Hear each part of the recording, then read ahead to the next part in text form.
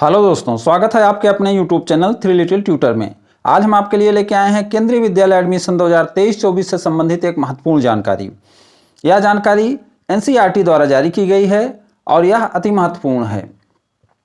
कल मैंने एक वीडियो बनाया था जिसमें बताया था कि केंद्रीय विद्यालय के फॉर्म आने में, उसकी गाइडलाइन आने में जो देरी हो रही है, उसका एक कारण कक्षा 1 के लिए नया कोर्स भी हो सकता है। तो ये नया कोर्स NCERT ने डेवलप किया है और यह केंद्रीय विद्यालय जो होते हैं वह NCERT के अंतर्गत ही आते हैं। यहाँ NCERT की ही बुक्स चलती हैं। तो इस बात की पूरी संभावना है कि केंद्रीय विद्यालय में ये सबसे पहले लागू होंगे और फॉर्म आने में देरी का कारण भी यही हो सकता है। तो इस वीडियो में हम देखेंगे कि अब तक फॉर्म क्यों नहीं आए और क्या क्लास 1 में 3 माह का नया कोर्स इंट्रोड्यूस होगा। तो होगा या नहीं होगा या तो केंद्रीय विद्यालय ही बताएगा, लेकिन हम उस कोर्स को देख लेते हैं कि वह कोर्स क्या है और कितना जरूरी है और क्या केंद्रीय विद्यालय में इसके लागू होने की संभावना है। तो चलिए सबसे पहले वह कोर्स देख लेते हैं कि वह कोर्स क्या है जो केंद्रीय विद्यालय या में, ऐसा नहीं है कि धीरे धीरे लागू होगा, क्योंकि केंद्रीय विद्यालय सेंट्रल गवर्नमेंट के अंतर्गत आते हैं और NCERT भी सेंट्रल गवर्नमेंट के अंतर्गत आती है, इसलिए केंद्रीय विद्यालय में सबसे पहले लागू होने की इसकी संभावना है। तो चलिए वह कोर्स देख लेते हैं कि वह कोर्स क्या है। तो यह वह कोर्स है जिसे NCERT ने जारी किया है। आप इसमें देख सकते हैं NCERT का लोगो लगा हुआ है और इसे professor Anup Kumar Rajput, department of elementary education NCERT ने जारी किया है। इसमें हम देखेंगे कि फाउंडेशन लिटरेसी और न्यूमरेसी है क्या और इसकी ज़रूरत क्या पड़ी। नीड ऑफ FLN, इसकी ज़रूरत क्यों पड़ी। तो इन्होंने क्लास 3 के लिए और क्लास 5 के लिए एक सर्वे किया था NCERT ने, जिसमें इन्होंने पाया कि इसकी बहुत ज़रूरत है। इसमें इन्होंने 6,56,133 बच्चों से ये सर्वे किया था क्लास 3 के लिए और क्लास 5 में इन्होंने 6,96,686 बच्चों के ऊपर सर्वे किया था। और इसमें स्कूलों की भी संख्या दी गई है। 41,059 स्कूल में किया था और 41,120 स्कूल में किया था। और टीचर भी इसमें शामिल थे, जिसमें 83,536 क्लास 3 के लिए शामिल थे और 87,585 क्लास 5 के लिए शामिल हुए थे। तो इस सर्वे में इन्होंने पाया कि FLN की बहुत ज़रूरत है। ज़रूरत क्यों है? क्योंकि कुछ बच्चे ऐसे हैं जो क्लास 1 में डायरेक्ट आ जाते हैं। जैसे गांव में जो सरकारी स्कूल हैं या जो शहर में भी सरकारी स्कूल हैं, उसमें प्री प्राइमरी की कोई कक्षाएं नहीं होती हैं। अभी तक प्री प्राइमरी की कोई कक्षाएं नहीं थी। ऐसे में वो बच्चे जो डायरेक्ट क्लास 1 में आ जाते हैं, उनका बाल वाटिका की पढ़ाई नहीं हुआ रहता और उनको प्ले बेस्ड स्कूल का कोई ज्ञान नहीं रहता। तो ऐसे में NCERT ने एक कोर्स डेवलप किया जो 3 महीने का है और क्लास 1 में दिया जाएगा कि उनको बाल वाटिका की जो कक्षाएं उन्होंने नहीं किया है उसके संबंध में उनको बताया जाएगा, पढ़ाया जाएगा और इसीलिए ये कोर्स डेवलप किया गया है। आगे हम देख लेते हैं यूनिवर्सल FLN ऑब्जेक्टिव्स। इसमें कुछ ऑब्जेक्टिव इन्होंने निश्चित किया है कि बच्चा जो है मीनिंगफुल रीडिंग और राइटिंग सीख ले और वह अपना बेसिक अंडरस्टैंडिंग का विकास करना और उसका स्कूली शिक्षा को बाहरी शिक्षा से जोड़ने का काम कर सके।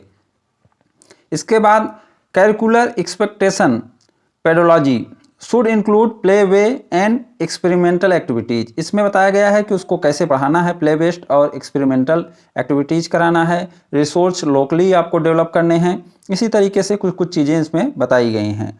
फाउंडेशनल लिटरेसी, उसका क्या है, बेसिक जो फाउंडेशन लिटरेसी है उसको कैसे आएगा, ये सब चीज़ें इसमें बताई गई हैं कि वो reading is comprehension, listening and speaking with comprehension, writing for various purpose.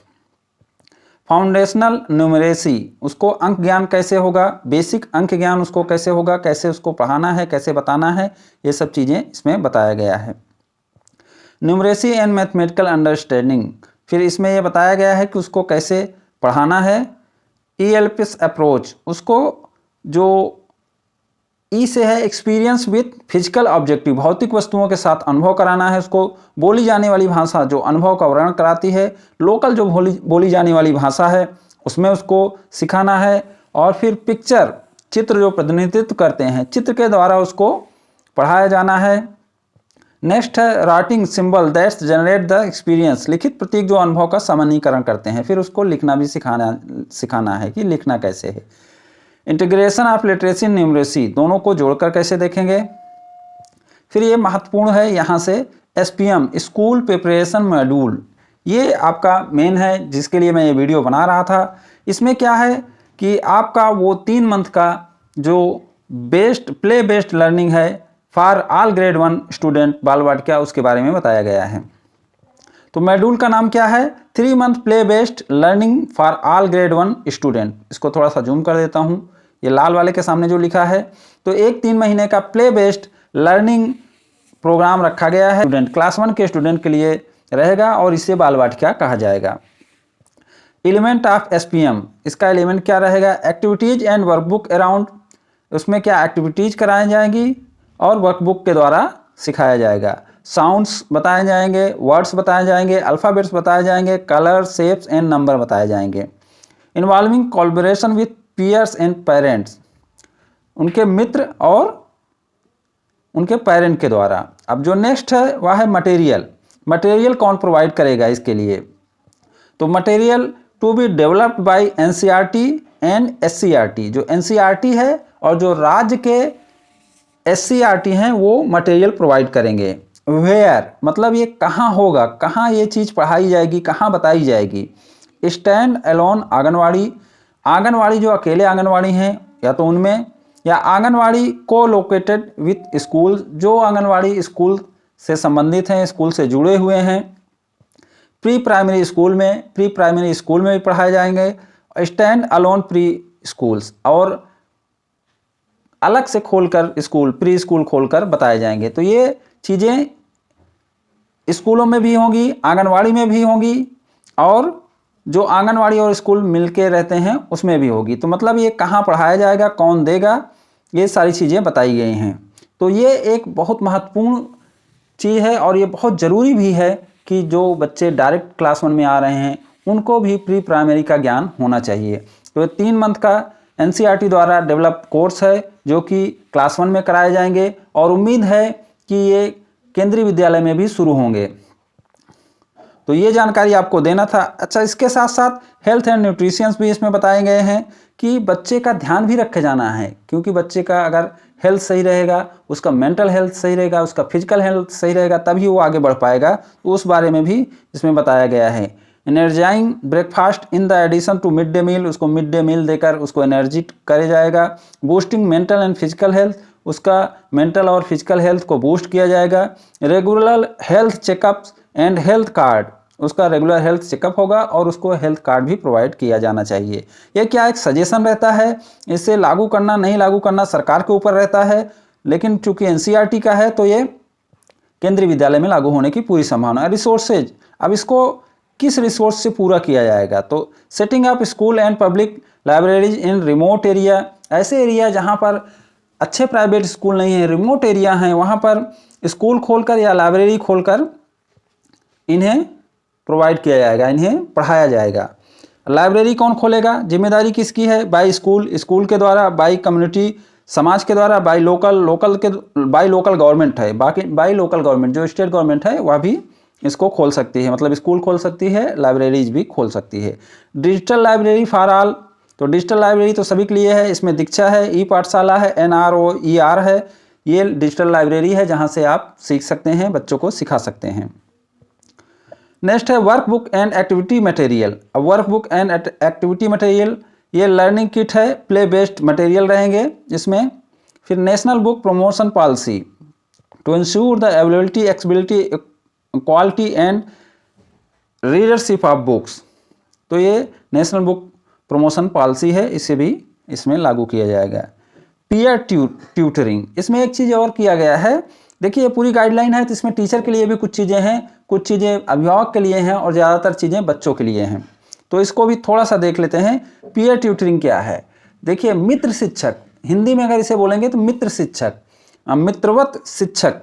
तो जो बच्चे हैं वो बहुत छोटे होते हैं, उनको डांट के या मार के नहीं पढ़ाया जा सकता, उनके साथ खेल खेल में मित्र बन के, उनका फ्रेंड्स बन के पढ़ाना सबसे अच्छा होता है। 1-to-1 peer tutoring is extremely effective for learning, not just for the learner but also for the tutor.